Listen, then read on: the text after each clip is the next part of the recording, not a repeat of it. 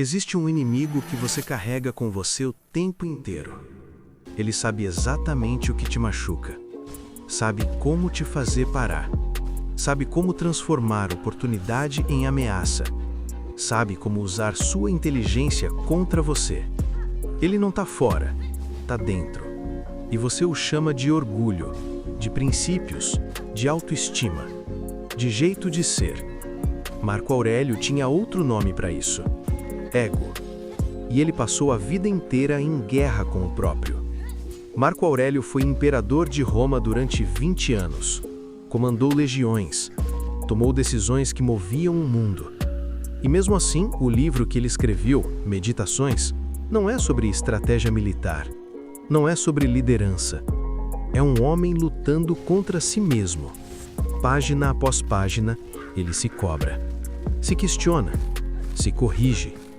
Você agiu por vaidade ou por razão?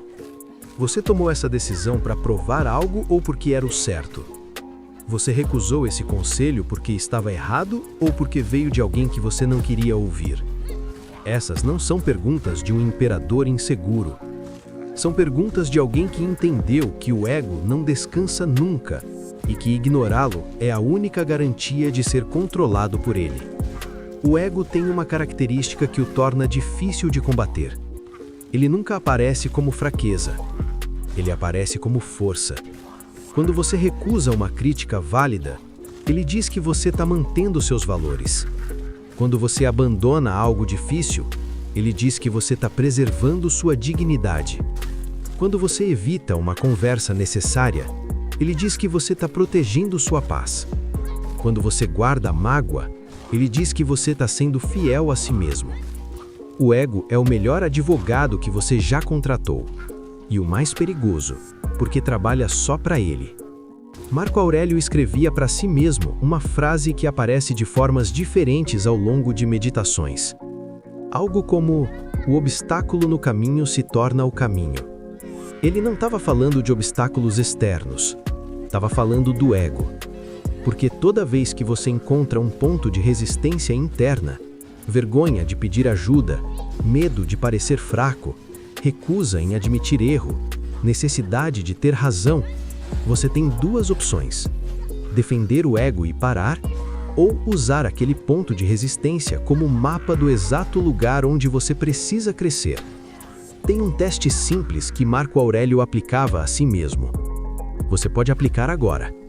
Pense na última vez que você recusou uma crítica, ou ficou na defensiva, ou sentiu aquela contração interna quando alguém apontou algo em você. Pergunta: você recusou porque a crítica estava objetivamente errada ou porque aceitá-la exigiria que você mudasse? Essa diferença é tudo. Recusar o que está errado é discernimento. Recusar o que está certo porque dói aceitar, isso é ego governando. E ego que governa não cresce, ele se preserva e te mantém exatamente onde você está. Se esse vídeo está te incomodando, Meditações de Marco Aurélio é o único livro que eu conheço escrito por um homem no topo do poder que passa cada página tentando se destruir, no bom sentido. Não para se diminuir, para eliminar o que era falso. Está na descrição junto com a biblioteca estoica completa. O ego tem disfarces favoritos, e quanto mais inteligente você é, mais sofisticados eles ficam. O primeiro é o orgulho intelectual. Você não consegue aprender de quem você acha inferior. Não importa o que essa pessoa sabe, se ela não tem o perfil que você respeita, a informação não entra.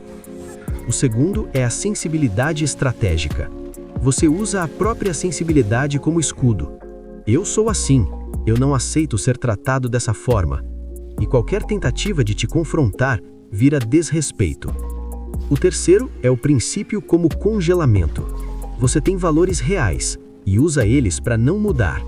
Não é minha natureza. Eu sempre fui assim. Não vou me trair. Princípios deveriam te dar direção. Quando viram justificativa para parar, viraram gaiola. Marco Aurélio escrevia repetidamente sobre uma qualidade específica que ele considerava a mais rara entre os humanos. Ele chamava de abertura a ser corrigido.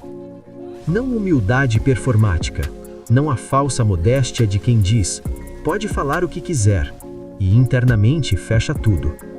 Abertura real. A capacidade de ouvir algo que contradiz sua visão de si mesmo e, em vez de fechar, perguntar: e se for verdade? Ele dizia que um homem que não consegue ser corrigido não pode crescer, pode apenas repetir em níveis mais elaborados.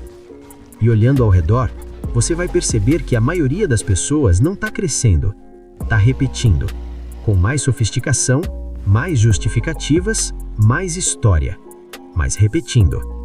Então, o que fazer com o ego? Marco Aurélio não pregava destruí-lo, pregava observá-lo.